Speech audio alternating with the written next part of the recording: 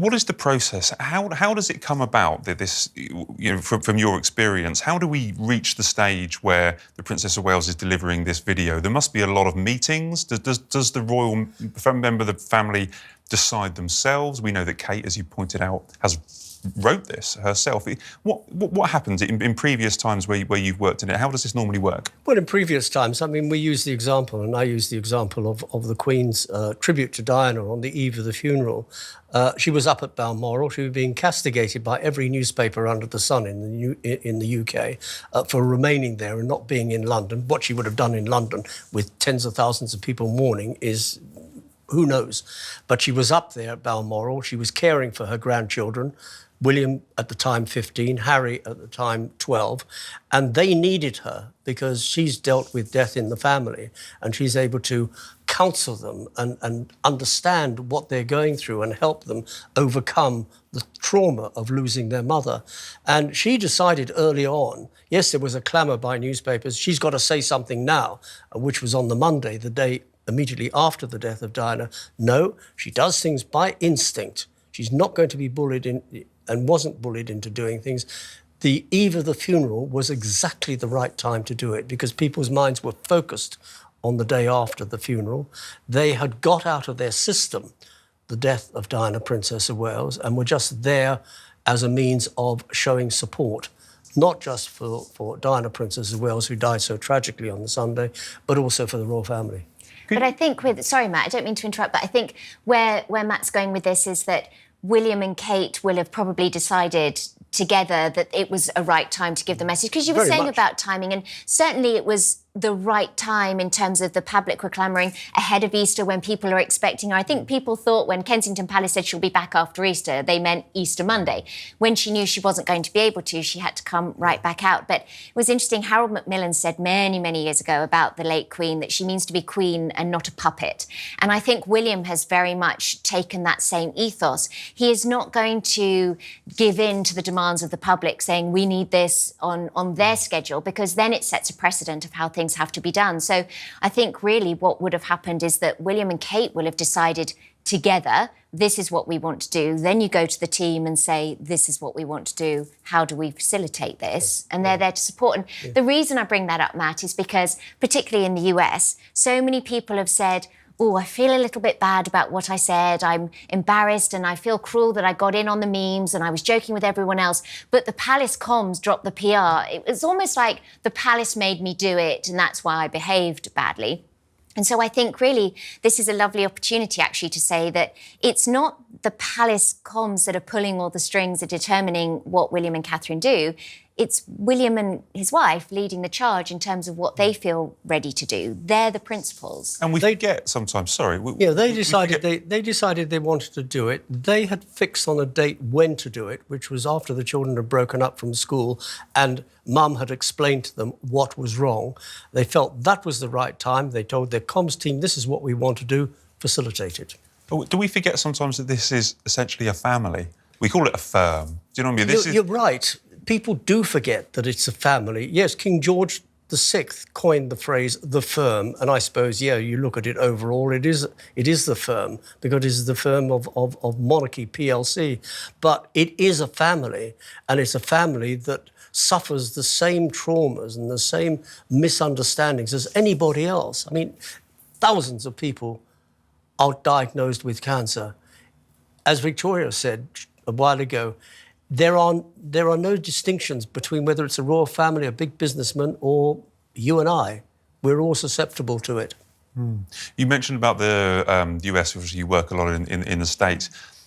How's this gone down stateside? I mean, obviously the PR disaster with the Mother's Day photo has played badly both sides of the Atlantic, but how has it gone down with, I think there's people like Stephen Colbert and there's other celebrities and members of the public that have been quite insulting to the Princess of Wales. Has there been a changing attitude since this video? I think there's been an element of shame. Matt, I have to say, actually, I've been appalled at how the coverage unfolded. It's a very big year in the US politically, and there are a huge number of problems domestically. Migrant crisis at the border. Of course, now we're ramping up to the election, and with that comes a lot of animosity energy and a lot of headbutting.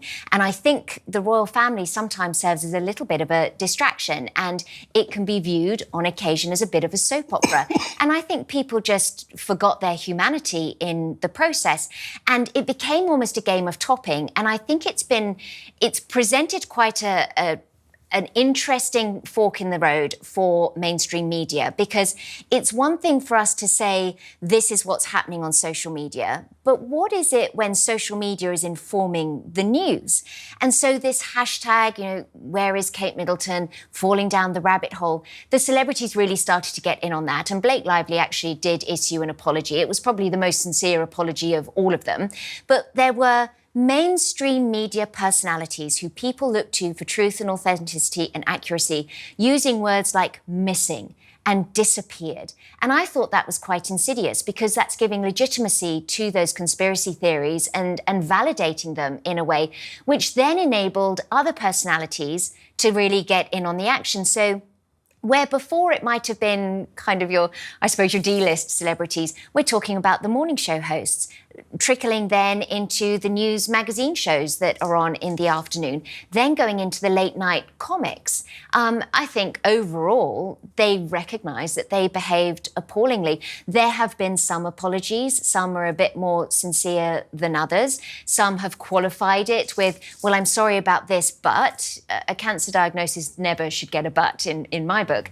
But I hope that it gives them pause moving forwards, because going back to your point, I think particularly in the US, where they're often just seeing photographs, the royals are seen as sort of two-dimensional figures that are devoid of human emotion, devoid of feelings, considered to be tremendously privileged. Why should we feel sorry for them? And I don't think the royals ever ask for anybody's pity. They're sharing their stories in a very brave fashion. But I think there's quite a few people who could still stand to apologise, but I think they were very impressed with the princess's delivery. Right. Yeah. It was a shameful episode. It's been a shameful couple of weeks, and I hope people learn lessons, end the era of conspiracy theory and start trusting, the mainstream media. But based on your experience, how do you think Kate and William coped, and how do you think they would have been feeling before, when all the abuse was happening, and then after they've made the video? How do you think the members of the royal family would actually deal with this? Well, they would have been feeling incredibly upset with all these conspiracy theories and all these sort of innuendos coming out of social media. And I'm not going to differentiate which social media. It's social media, the lot, as a platform. And I suppose there are those who will say, well, they were forced into issuing the video last week. No, they weren't. They wanted to get the message out loud and clear that she does have a cancer and she's not going to be back after Easter, as was hoped right at the beginning when she had the operation. But they would have been feeling upset and angry that intelligent people, you think they're intelligent anyway, could come out with such theories. I mean, a BBC sports reporter coming out after The Sun released that video of William and Catherine at the Windsor Farm Shop. She's saying it's a body double. I mean, how outrageous is that? Just to come out because everybody else is having a conspiracy theory on the social media, so I might as well join them as well. Has there been an apology? Of course not. Has there been an apology from the BBC? Of course not. But it was because she's got BBC there, that's what I mean about the validation. So one of the morning magazine shows in the US, you've got 5 hosts that all have a news background, and one of them actually said on air, she said, well, all the royals have body doubles for security purposes. And she went, I read it. And it's Dickie, do they have body doubles? I haven't seen any.